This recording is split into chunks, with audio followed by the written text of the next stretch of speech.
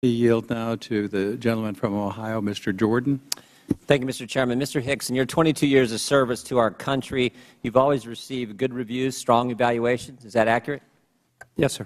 And as I look, I mean, I'm just a country boy from Ohio, but as I look at your resume and bio, other than the degrees from Michigan, it's impressive. It's amazing the things you have done. In fact, immediately after the attacks, everybody said you did a great job. Right? I mean, you look at the addendum here. Wendy Sherman said you did an outstanding job. Bill Burns, Deputy Secretary of State, great work, heroic efforts. You got a phone. Isn't it true, Mr. Hicks? I think you cited this in your opening statement. The Secretary Clinton gave you a call immediately after the attacks and said you did an outstanding job under extreme circumstances? Yes, sir. We had the first call at 2 a.m.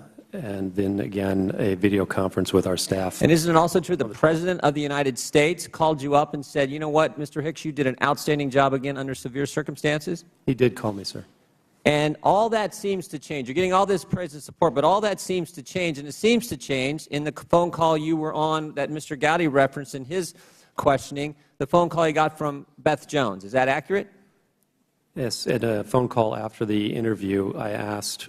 This is after Secretary Rice has went on television and misled the American people. You're on a phone call with Beth Jones, and it all seems to change then because you asked Beth Jones what? I asked her why the ambassador had said there was a demonstration when the embassy had reported only an attack. And again, what kind of response did you get from Beth Jones when you asked that question? She said, I don't know.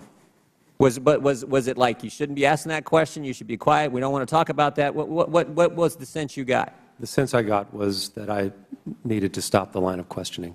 And did things continue to deteriorate between you and your superiors? After they've given you all this praise, you've had this outstanding service record, 22 years serving our country, things began to deteriorate even more. And as I read the transcript, it seems to me that it came to a head in phone calls you were on with lawyers from the Department of State prior to Congressman Chaffetz coming to visit in Libya. Is that accurate? Yes, sir. And tell me about those conversations, what those lawyers instructed you to do on Mr. Chaffetz's visit to Libya. I was instructed not to allow the RSO, the acting deputy chief of mission, and myself to be personally interviewed by Congressman Chaffetz. So the people at State told you don't talk to the guy who's coming to investigate? Yes, sir. Said don't talk with the congressman? Now you've had several congressional delegations come to various places you've been around the world. Has that ever happened where lawyers get on the phone to you prior to a congressional delegation coming to investigate a time when we've had 4 Americans lose their lives? Have you ever had anyone tell you, don't talk with the people from Congress coming to find out what took place? Never. Never. And you've had dozens and dozens of congressional delegations that you've been a part of? Yes, sir. First time it's ever happened? Yes, sir. Tell me about, and also, isn't it true that one of those lawyers on the phone call accompanied the folks on the delegation and tried to be in every single meeting you had with Mr. Chaffetz and the delegation from this committee? Yes, sir. That's true. Tell me what happened when you got a classified briefing with Mr. Chaffetz. What happened and the phone call that happened after that? The lawyer was excluded from the meeting because his clearance was not high enough, and the delegation had insisted that the briefing not be limited by any. Did the lawyer try to get in that briefing?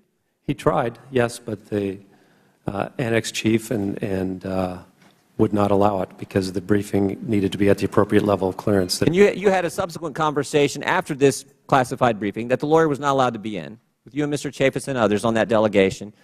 And you had another conversation on the phone with Cheryl Mills. Tell me, who is Cheryl Mills? She was counselor for the Department of State and Chief of Staff to Secretary Clinton. That's a pretty important position? Yes, sir. When she calls, you take the phone call? Immediately. Yeah, she's the fixer for the Secretary of State. She is as close as you can get to Secretary Clinton. Is that accurate? Yes, sir. And tell me about that phone call you had with Cheryl Mills. A phone call from that senior person is, generally speaking, not considered to be good news. And what did she have to say to you? She demanded a report on the visit. Was she upset by the fact that this lawyer was not, this was upset. Babysitter, this spy, whatever you want to call him, was not allowed to be in that? First time it's ever happened, all the congressional delegations you've ever entertained was not allowed to be in that classified briefing. Was she upset about that fact? She was very upset. So this goes right to the person next to Secretary Clinton. Is that accurate? Yes, sir. Mr. Chairman, Here's a guy with 22 years of outstanding service to our country. 22 years. Outstanding service, praised by everybody who counts, the President, the Secretary, everyone above him. And yet now they're obstructing it because he won't help them cover this up. He's an honorable man here telling the truth. Now is getting this kind of treatment from the very people who praised him before. This is why this hearing is so important. I yield back. I thank the gentleman. Pleased to yield now to gentleman from